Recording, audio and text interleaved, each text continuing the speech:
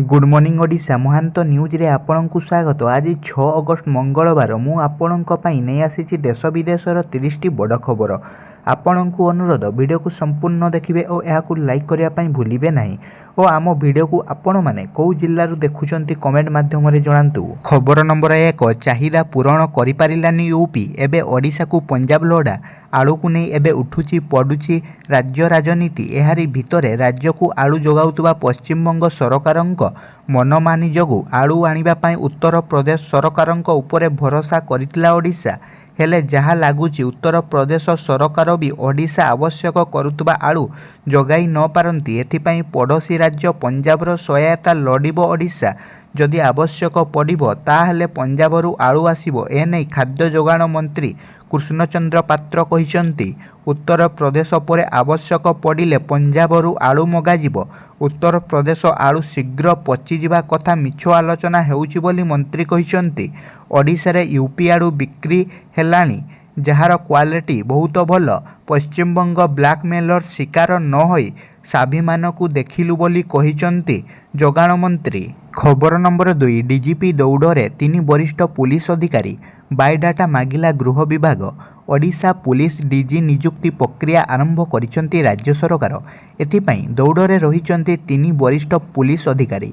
एई अधिकारी माने हेले एके रॉय, एसएम नरभणे एवं वाईबी खुरानिया। एके रॉय हेउचंती 1988 बैचर वरिष्ठ भारतीय पुलिस सेवा अधिकारी। सेहीपरि नरभणे हेउचंती 1989 बैचर आईपीएस अधिकारी एवं खुरानिया 1990 बैचर आईपीएस अधिकारी। एही 3 वरिष्ठ अधिकारी को बायोडाटा मागिछि राज्य गृह विभाग। खबर नंबर 3 इस्तफा देले शेख हसीना भौणी सहित भारत पलाई आसुतबा चर्चा। बांग्लादेश रे संरक्षण विरोधी हिंसा को नियंत्रण करिबारे विफल होइतबा प्रधानमंत्री शेख हसीना सोमवार इस्तफा देइछंती। सेनार चेतावनी पर से प्रधानमंत्री पदरु इस्तफा देइछंती। या परे विक्षोभकारी माने तांको बासभवन को धसई पशिछंती। सुरक्षा दृष्टि हसीना एवं तांको भौणी को बासभवनरू निरापद स्थान को निया जाइछि। हसीना निज भौणी सहित विमान जोगे भारत पलाई आसुतबा नै जातीय गणमाध्यम रे रिपोर्ट प्रकाश पाइछि। देशर परिस्थिति अत्यंत संवेदनशील थिबा आईन मंत्री कहिबा सहित कौन घटुची ता से निजे भी जानी पारु नाहांती बोली कहिसंती। खबर नंबर 4 सेमीफाइनाल पूर्वरु बढ़िला टेंशन। अमित रोहिदास गोटे मैच रु बासंद। प्यारिस ओलंपिक्स हॉकी सेमीफाइनाल पूर्वरु टीम इंडिया को झटका। दलरू बाद पड़िले star defender Amit Rohidas suspend होइछंती। गोटे मैच पाई सस्पेंड होइछंती अर्थात ओलंपिक्स सेमीफाइनाल मैच खेलिबे नाही। रविवार टीम इंडिया ग्रेट ब्रिटेन मध्य क्वार्टर फाइनाल मैच होइतिला। 17तम मिनिट रे एम्पायर अति साधारण कारण को रेड कार्ड देखाइतिले। फल से चूड़ांत एकादशरू बाद पड़ते। अवशिष्ट 43 मिनिट भारतीय दल 10 जन खेलाड़ी को नहीं खेलिथिला एवं शूट आउट 1-1 गोल रे विजयी होई सेमीफाइनाल रे प्रवेश करिथिला। तेबे एम्पायर खेल सरिया परे अमित रोहिदासंक रिपोर्ट टेक्निकल कमिटी को देइथिले। संध्यारे कमिटी रिपोर्ट विश्लेषण करी टूर्नामेंट निर्देशकों को निष्पत्ति जणाइथिले। टूर्नामेंट निर्देशक अमित को गोटे मैच बासंद करिसंती। फल से आसंता 6 तारिख रे हेबाकु थिबा सेमीफाइनाल मैच खेली पारिबे नाही, जहाकु नै चिंतारे रहिछि भारतीय दल। खबर नंबर 5 आउ मात्र किछि वर्ष राज करिबे गौतम अदानी। अदानी ग्रुप चेयरमैन गौतम अदानी एक बड़ निष्पत्ति नैछंती। एही निष्पत्ति अनुसार से आउ 8 वर्ष पर्यंत तांको पदरे रहिबे एवं या परे अवसर ग्रहण करिबे। वर्तमान तांकर बयस 62 वर्ष। ब्लूमबर्ग न्यूज को देइतबा एक साक्षात्कार रे अदानी कहिसंती जे से 70 वर्ष बयस रे अवसर नेबे एवं 2030 दशक पूर्वरु तांकर समस्त ऑपरेशन तांको पुओ एवं संपर्कीय माननकु हस्तांतर करिवे। खबर नंबर 6 बीएसएनएल 5G सरकारंक परीक्षण सफल। वीडियो कॉल कले केंद्र मंत्री। बीएसएनएल 5G को समस्ते उत्साहर सह अपेक्षा करिसंती।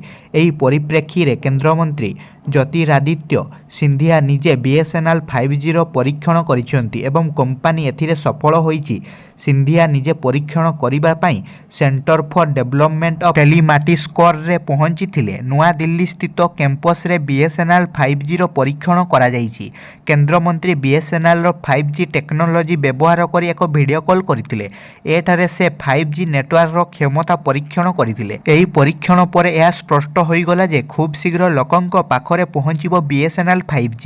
କୁହାଯାଇପାରେ ଯେ ଏହା ଭାରତର ଟେଲିକମ୍ କ୍ଷେତ୍ରରେ ଏକ ମାଇଲଖୁଣ୍ଟ ସାବ୍ୟସ୍ତ ହେବ। ଏଥିସହ ଅନ୍ୟ କମ୍ପାନୀଗୁଡ଼ିକ ପାଇଁ ଏହା ଚିନ୍ତାର ବିଷୟ ସାଜିପାରେ। ଖବର ନମ୍ବର 7, ବରିଷ୍ଠ OS ଅଫିସରରେ ବଡ଼ ଧରଣର ଅଦଳବଦଳ। ମୋଟ 26 ଜଣ ବରିଷ୍ଠ OS ଅଧିକାରୀଙ୍କ ବଦଳି। ବରିଷ୍ଠ OS ଅଫିସର ସ୍ତରରେ ବଡ଼ ଧରଣର ଅଦଳବଦଳ। ପ୍ରତାପ ମିଶ୍ର ହେଲେ ପବ୍ଲିକ୍ ଏଣ୍ଟରପ୍ରାଇଜେସ୍ ବିଭାଗର ସ୍ୱତନ୍ତ୍ର ସଚିବ। ଲାଲା ମନୋଜ ରାୟଙ୍କୁ ଗୋପବନ୍ଧୁ ଏକାଡେମୀ ଅଫ୍ ଆଡମିନିଷ୍ଟ୍ରେସନର ଡିପୁଟି DG ଭାବେ ନିଯୁକ୍ତି ମିଳିଛି। ସେହିପରି ପ୍ରଶାନ୍ତ କିଶୋର ମହାପାତ୍ରଙ୍କୁ ଉଚ୍ଚଶିକ୍ଷା ବିଭାଗର ଅତିରିକ୍ତ ସଚିବ ଭାବେ ନିଯୁକ୍ତ ହୋଇଛନ୍ତି। ପ୍ରତାପ ଚନ୍ଦ୍ର ହତାଙ୍କୁ ସଂସଦୀୟ ବ୍ୟାପାର ବିଭାଗର ସ୍ୱତନ୍ତ୍ର ସଚିବ ଭାବେ ନିଯୁକ୍ତି ଦିଆଯାଇଛି। SK ଜମିରୁଦ୍ଦିନ ହେଲେ ରାଜସ୍ୱ ଓ ବିପର୍ଯ୍ୟୟ ପରିଚାଳନା ବିଭାଗର ଅତିରିକ୍ତ ସଚିବ। ରବୀନ୍ଦ୍ର ସେଠୀ ଓଡ଼ିଶା ବନ ନିଗମର ମହାପ୍ରବନ୍ଧକ ଭାବେ ନିଯୁକ୍ତି ହୋଇଛନ୍ତି। ଦୀନକୃଷ୍ଣ କର ହେଲେ ଜଙ୍ଗଲ ପରିବେଶ ଓ ଜଳବାୟୁ ପରିବର୍ତ୍ତନ ବିଭାଗର ଯୁଗ୍ମ ସଚିବ। ମୋଟ 26 ଜଣ ବରିଷ୍ଠ OS ଅଧିକାରୀଙ୍କ ବଦଳି ହୋଇଛି। ଏନେଇ ସାଧାରଣ ପ୍ରଶାସନ ଓ ସାଧାରଣ ଅଭିଯୋଗ ବିଭାଗ ପକ୍ଷରୁ ବିଜ୍ଞପ୍ତି ପ୍ରକାଶ ପାଇଛି। ଖବର ନମ୍ବର 8, ଖୁବ୍ ଶୀଘ୍ର ଜିଲ୍ଲା ଓ ବ୍ଲକ ସ୍ତରରେ ଆରମ୍ଭ ହେବ ଅଭିଯୋଗ ଶୁଣାଣି କାର୍ଯ୍ୟକ୍ରମ। ଭୁବନେଶ୍ୱର ସ୍ଥିତ ରାଜ୍ୟ ଅଭିଯୋଗ ପ୍ରକୋଷ୍ଠରେ ମୁଖ୍ୟମନ୍ତ୍ରୀ ମୋହନ ଚରଣ ମାଝୀ ସୋମବାର ଜନ ଅଭିଯୋଗ ଶୁଣାଣି କରିଛନ୍ତି। ମୁଖ୍ୟମନ୍ତ୍ରୀଙ୍କ ସହ ଉପମୁଖ୍ୟମନ୍ତ୍ରୀ ପ୍ରଭାତୀ ପରିଡ଼ା, ରାଜ୍ୟ ମନ୍ତ୍ରିମଣ୍ଡଳର ଅନ୍ୟ ସଦସ୍ୟଙ୍କ ସହ ବିଭିନ୍ନ ବିଭାଗର ସଚିବମାନେ ଉପସ୍ଥିତ ରହି ଲୋକଙ୍କ ଅଭିଯୋଗ ଶୁଣିଥିଲେ। ଖୁବ୍ ଶୀଘ୍ର ଜିଲ୍ଲା ଓ ବ୍ଲକ ସ୍ତରକୁ ଯାଇ ଅଭିଯୋଗ ଶୁଣିବେ ମନ୍ତ୍ରୀ। ତ୍ୱରିତ ବେଗରେ ନ୍ୟାୟ ଦେବା ସରକାରଙ୍କ ଉଦ୍ଦେଶ୍ୟ। ଏନେଇ ଉପମୁଖ୍ୟମନ୍ତ୍ରୀ ପ୍ରଭାତୀ ପରିଡ଼ା ସୂଚନା ଦେଇଛନ୍ତି। ସୋମବାର ମୁଖ୍ୟମନ୍ତ୍ରୀଙ୍କ ଅଭିଯୋଗ ଶୁଣାଣିରେ 1750 ପଞ୍ଜୀକରଣ ହୋଇଥିଲା। ସବୁ ସୋମବାର କେଉଁଠି ନା କେଉଁଠି ମନ୍ତ୍ରୀ ରହି ଅଭିଯୋଗ ଶୁଣିବେ। 3 ମାସରେ ଥରେ ଆସୁଥିବା ଅଭିଯୋଗ ଓ ସମାଧାନର ସମୀକ୍ଷା ହେବ। ବ୍ଲକ ସ୍ତରର ସମସ୍ୟାକୁ 7 ଦିନ ମଧ୍ୟରେ ସମାଧାନ ପାଇଁ ନିର୍ଦ୍ଦେଶ ଦିଆଯାଇଛି ବୋଲି ଉପମୁଖ୍ୟମନ୍ତ୍ରୀ ପ୍ରଭାତୀ ପରିଡ଼ା ସୂଚନା ଦେଇଛନ୍ତି। ଖବର ନମ୍ବର 9, ସେୟାର ବଜାରରେ ହାହାକାର। ଗୋଟିଏ ମିନିଟ୍ରେ 10 ଲକ୍ଷ କୋଟି ହରାଇଲେ ନିବେଶକ।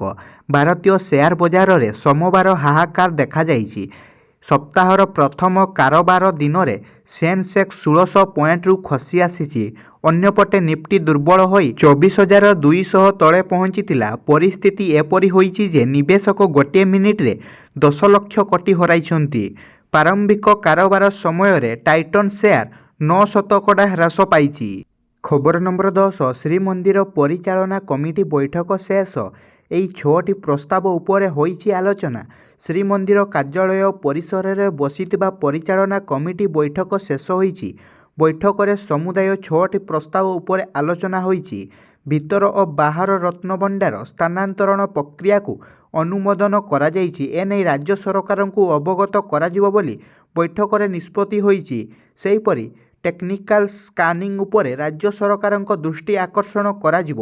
ଶ୍ରୀମନ୍ଦିର ଜମିକୁ ଦଲାଲମୁକ୍ତ କରାଯିବ। ଯେକୌଣସି ବ୍ୟକ୍ତି ଶ୍ରୀମନ୍ଦିର ଜମି ଉପରେ ଯଦି ଲୋଲୁପ ଦୃଷ୍ଟି ପଡ଼େ ତାଙ୍କ ବିରୁଦ୍ଧରେ ଦୃଢ଼ କାର୍ଯ୍ୟାନୁଷ୍ଠାନ ଗ୍ରହଣ କରାଯିବ। ଭୂ ସମ୍ପତ୍ତି ପରିଚାଳନା ଅଧିନିୟମ ପାଇଁ ଆଲୋଚନା ସରକାରଙ୍କ ଅନୁମୋଦନ ପରେ କାର୍ଯ୍ୟକାରୀ କରାଯିବ। ଅବଡ଼ା ଯୋଜନାରେ ଆସିଥିବା 35ଟି AC ମିନି ବସ୍ OSRTCକୁ ହସ୍ତାନ୍ତର ଉପରେ କରାଯାଇଛି ଆଲୋଚନା। ରାଜ୍ୟ ସରକାରଙ୍କ ଆଲୋଚନା କରାଯାଇ ଏ ସମ୍ପର୍କରେ ନିଷ୍ପତ୍ତି ନିଆଯିବ। ଖବର ନମ୍ବର 11, ବାଂଲାଦେଶର ଶାସନ ଦାୟିତ୍ୱ ହାତକୁ ନେଲେ ସେନା ମୁଖ୍ୟ।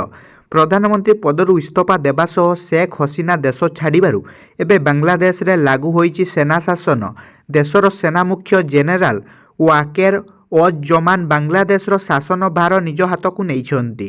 ହସିନା ପ୍ରଧାନମନ୍ତ୍ରୀ ପଦରୁ ଇସ୍ତଫା ଦେବା କଥା ଜେନେରାଲ ଜମାନ୍ କହିବା ପରେ ଲୋକଙ୍କୁ ଶାନ୍ତି ବଜାୟ ରଖିବା ପାଇଁ ଅନୁରୋଧ କରିଛନ୍ତି। ଏଥିସହ ସେ ବିଭିନ୍ନ ରାଜନୈତିକ ଦଳର ନେତାଙ୍କୁ ଭେଟି ଦେଶର ଆଇନ ଶୃଙ୍ଖଳାର ସବୁ ଦାୟିତ୍ୱ ଏବେଠାରୁ ତାଙ୍କର ବୋଲି ସେ ପ୍ରତିଶ୍ରୁତି ଦେଇଛନ୍ତି। ତାଙ୍କର ଏପରି ଘୋଷଣା ପରେ ଦେଶରେ ବିଧିବଦ୍ଧ ଭାବେ ସାମରିକ ଶାସନ ଆରମ୍ଭ ହୋଇଛି। ଖବର ନମ୍ବର 12 ଅନୁଚ୍ଛେଦ 370 ସମାପ୍ତ ହେବାର 5 ବର୍ଷ ପୂର୍ତ୍ତି ଅବସରରେ ଦେଶବାସୀଙ୍କୁ ଶୁଭେଚ୍ଛା ଜଣାଇଲେ ଜୁଏଲ ଓରାମ।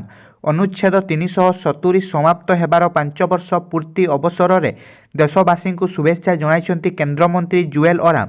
ସୋସିଆଲ ହ୍ୟାଣ୍ଡେଲରେ କେନ୍ଦ୍ରମନ୍ତ୍ରୀ କହିଛନ୍ତି ଯେ ମାନନୀୟ ପ୍ରଧାନମନ୍ତ୍ରୀ ଶ୍ରୀ ନରେନ୍ଦ୍ର ମୋଦିଙ୍କ କୁଶଳ ନେତୃତ୍ୱରେ 2019ରେ ସୋମବାର ଦିନରେ ଧାରା 370 ସମାପ୍ତ ହୋଇଥିଲା ଏବଂ ସମ୍ପୂର୍ଣ୍ଣ ଭାବେ ଭାରତରେ ଗୋଟିଏ ବିଧାନ ଗୋଟିଏ ଚିହ୍ନ ଓ ଗୋଟିଏ ପ୍ରଧାନର ବ୍ୟବସ୍ଥା ସ୍ଥାପିତ ହେବାର 5 ବର୍ଷ ପୂରଣ ଅବସରରେ ସମସ୍ତ ଦେଶବାସୀଙ୍କୁ ହାର୍ଦ୍ଦିକ ଶୁଭେଚ୍ଛା।